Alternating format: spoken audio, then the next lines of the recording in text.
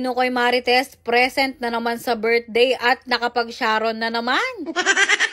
Hello mga Marites! Ilang araw akong walang upload at nagpahinga muna ako dahil nung gender reveal sobrang napagod ako. Alam niyo naman ang pagbubuntis ko, napakaselan kaya kailangan kong magdoble ingat. Pagkagising ko nga dyan, nakaredy na yung breakfast ko at wala na yung asawa ko dahil meron siyang inasikaso sa tindahan namin. Pero bago siya umalis, binilhan niya na ako ng almusal. Ay, ganda mo Marites, o tumabi-tabi kayo, baka mapakan niyo rugo yung buhok ko. Alam nyo, ngayong nabuntis ulit ako, mas lalo kong na-appreciate yung asawa ko. Totoo nga yung sinasabi pag ikinakasal, sa hirap at ginhawa, makakasama mo yung asawa mo. Naririnig ko lang yun sa mga napapanood kong ikinakasal sa teleserye. Pero sa totoong buhay, hindi pa kami kinakasal, rugo ng asawa ko. Pero hindi ko naman siya pinipressure na pakasalan niya ako. At pag napag-uusapan namin yung ganyang bagay, sinasabi ko sa kanya na imbis na magpakasal kami, itabi na lang namin yung pera para sa future ng mga magiging anak namin. Hindi naman sa ayaw ko yung magpakasal. Sino ba naman ang hindi nangangarap na maglakad sa altar, diba? Iniisip ko kasi sa hirap ng buhay ngayon, kailangan maging practical. Tsaka na yung kasal-kasal na yan pag alam naming secure na yung future ng mga anak namin. Nakamalay natin pag ikakasal na ako, maging 20 na rugo yung bigas.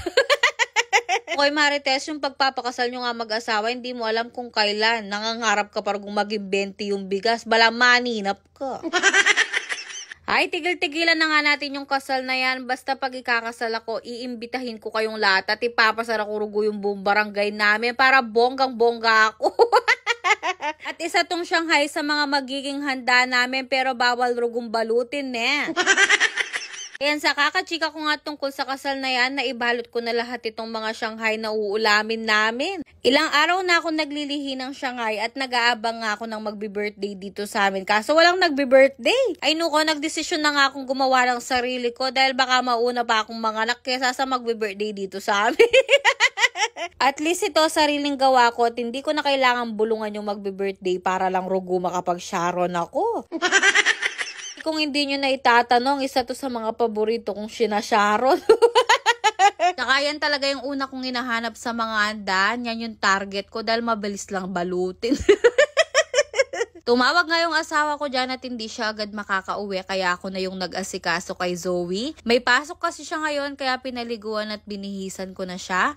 Napaka-understanding nga ng anak kong to. Sabi niya sa akin, hindi na lang daw siya papasok para hindi kami mapagod dalawa ni baby. Ako na din yung maghahatid sa kanya sa school pero dahan-dahan lang naman ako. No choice kasi ako dahil malilate nang uwi yung asawa ko. Baka hindi makapasok si Zoe. Exam nga nila ngayon kaya hinintay ko na rin siya at pag uwi nga namin nagmerienda kami. Matagal-tagal na nga simula kumain ako ng pansit canton dahil nga buntis ako, iniiwasan ko to. Pero hindi na talaga ako nakapagpigil, isang beses lang naman kaya pagbigyan nyo na rugo ako. Ay nuko, sinulit-sulit ko na nga at bumili pa ako ng milk tea. Pero wag kayong mag-alala, babawi na lang ako ng litro-litrong tubig mamaya, rugo.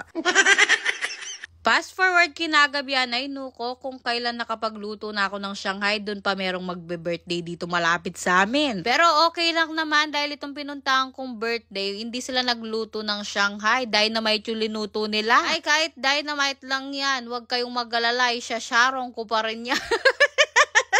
So Diyos ko, nandito nga rin ang mga Marites dito sa birthday at naunahan pa nga akong mag-Sharon lan mulo. Ay nuko, katula na pamondara.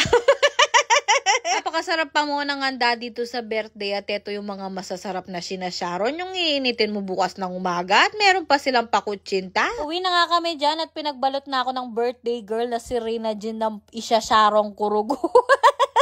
Sabi ko naman sa inyo, basta pag meron akong pinuntahang birthday, kailangan meron akong Sharon. Ay, kung wala kang pa Sharon sa akin, i-chismis da kaloko.